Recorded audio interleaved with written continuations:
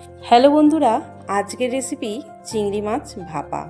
চিংড়ি মাছগুলো ভালো করে পরিষ্কার করে ধুয়ে নুন আর অল্প হলুদ গুঁড়ো মাখিয়ে রেখে দেবো।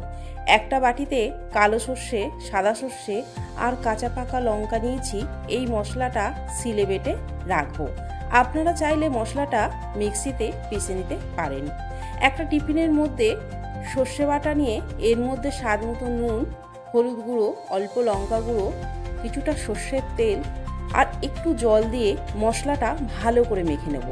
এবার চিংড়ি মাছগুলো দিয়েও ভালো করে মশলার সাথে মাখিয়ে নেব। আর জল দেব না, চিংড়ি মাছগুলো থেকে খুব জল বের হয়। আরও কিছুটা সর্ষের তেল আর কাঁচা পাকা চেরা লঙ্কা দিয়ে টিফিনের ঢাকনাটা বন্ধ করে দেব। এইভাবেই 10 মিনিটের মতন রেখে দেব। 10 মিনিট হয়ে গেছে। গ্যাসের ওপর কড়াই বসিয়ে কড়াইয়ে জল দিয়ে দেবো।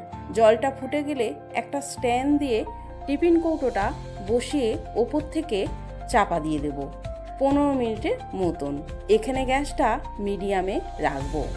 15 মিনিট পর গ্যাসটা বন্ধ করে দেবো। একটু পরে চাপা খুলে টিফিনটা কড়াই থেকে নামিয়ে নেব। দেখুন বন্ধুরা, চিংড়ি মাছ ভাপা হয়ে গেছে।